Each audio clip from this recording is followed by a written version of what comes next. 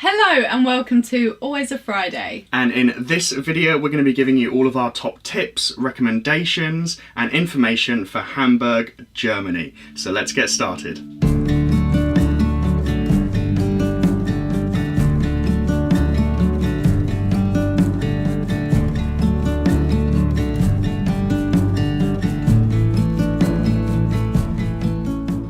Up is transport, and that's how to get to Hamburg and how to get around the city too. Yeah, so for us living so close to London, it really is no surprise that we can get a direct flight to Hamburg relatively cheaply, which is great for us. We were able to get tickets with EasyJet for £70 return, so £35 each way, which we thought is really good, although we have seen flights as cheap as I think from £10 with Ryanair from London. Loads of different companies do fly that route, but yeah, they can be crazy cheap. Definitely, but you don't have to just go from London though. There's cheap direct flights from all around Europe, and also the trains in Germany are they're awesome. Great. Europe in general. Yeah, so if you're a bit closer, then we definitely recommend getting the train there too. Yeah, absolutely. And once you're actually in Hamburg, getting around the city is actually pretty straightforward. Their train and metro system is great, so you can get a single ticket for €3.30, which actually we found is a little bit expensive just in comparison. I think Paris was €1.90. London is probably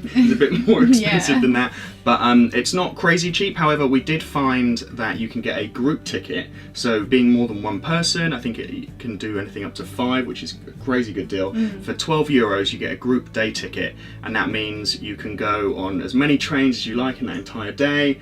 It will cover both of you, and if you're taking more than like one return ticket, for us that saved us quite a bit of money in that one day. Yeah, it was definitely worth doing.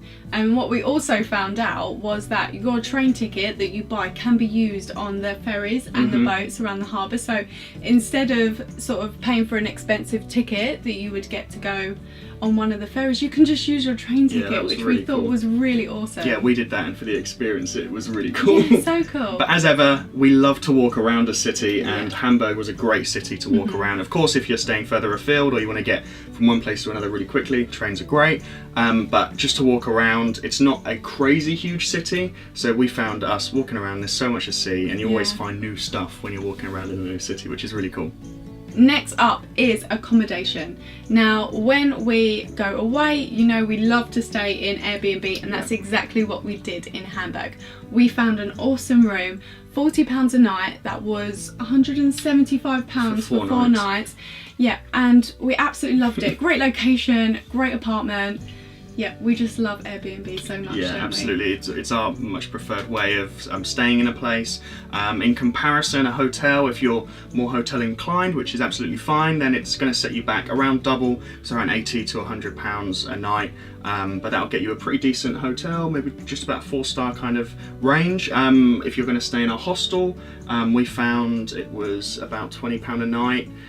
Each, so it came to the same price a night for us to stay in an Airbnb. And for us personally now, if you have the choice of paying the same amount for staying in like an 8-bed dormitory at a hostel or our own apartment, it's pretty easy and clear what one we'd prefer to take, but just a guideline on prices on that. And as Rebecca said earlier on, the Airbnb was awesome. We had it was so good. Like a kitchen, really nice bathroom, this large kind of, it almost looked like a studio, but you had like another little walk-in closet, and it had like and like a desk that we could work at, you know, separate bathroom. It has everything that you need, and and having that, being able to talk to the person in the Airbnb, and she can give us advice about Hamburg as well. Really cool as well. When they have good hosts, that's what we really love.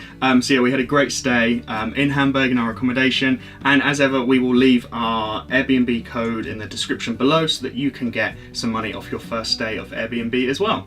Next up are our favourite parts. These are the places we feel you cannot miss when you go to Hamburg. Yeah, and we'll start off where we first started in our first video in Hamburg, and that is Planten and Blommen. And that is a massive urban park right in the city centre, pretty much. It was like a 10-minute walk from the city centre.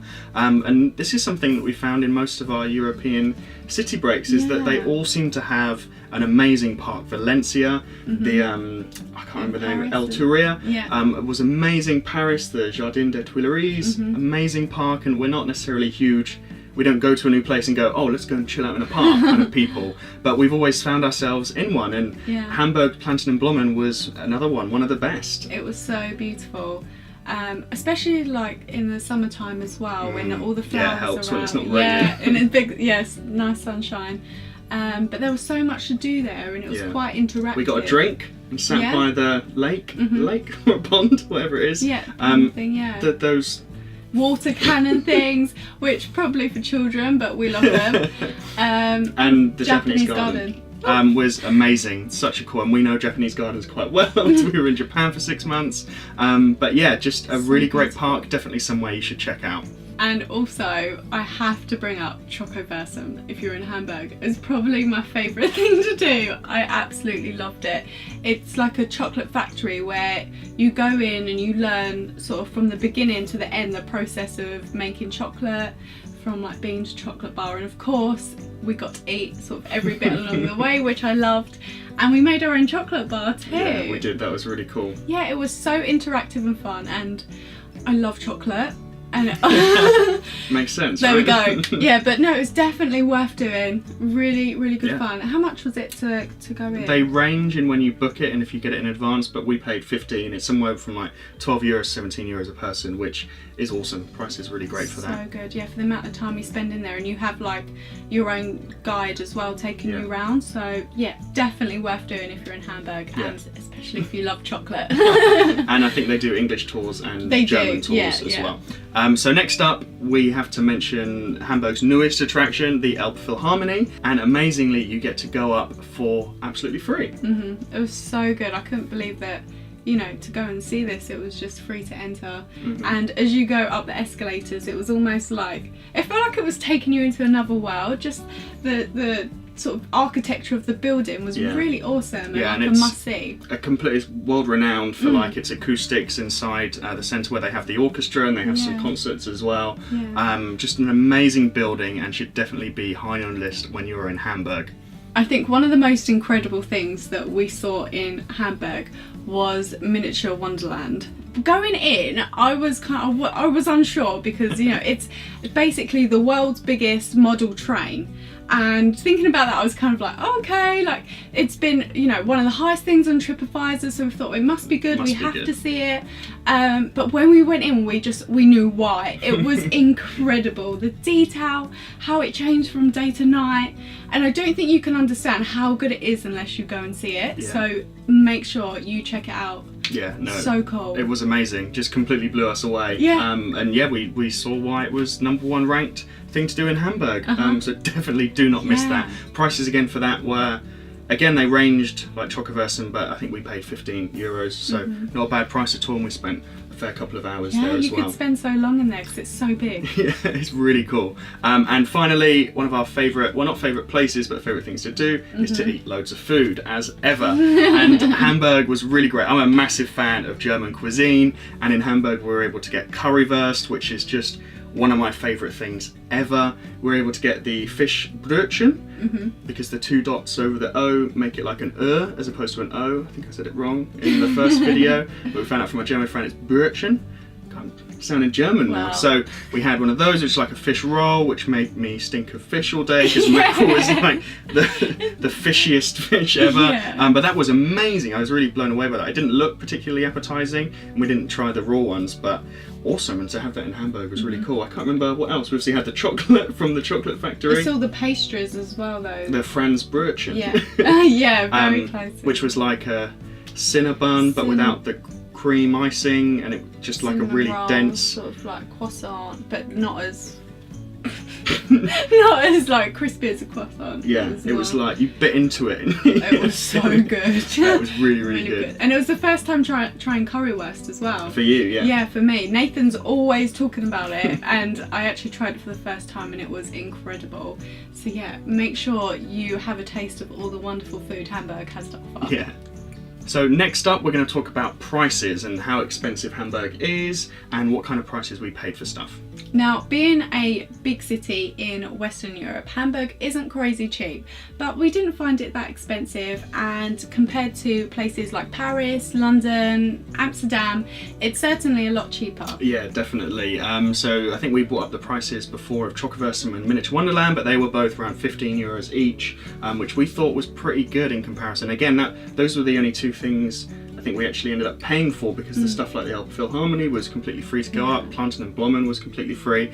But just in contrast to, you know, if we did something like Trocaversum in London, it would more than likely be double the price. That's just what it is. So in regards to prices, Hamburg not too bad at all. So to put it all together, we spent £180 in Hamburg for 5 days, and that's including food and drink, all of our activities, and that's for 2 people as well. Yeah, not bad. So when you add that to the total cost of our accommodation, which was 175, plus the flights, which was 140, again this is for both of us, it's just under £500 for 5 days in Hamburg, a big western city, for a couple, which we think is pretty damn good. Really good.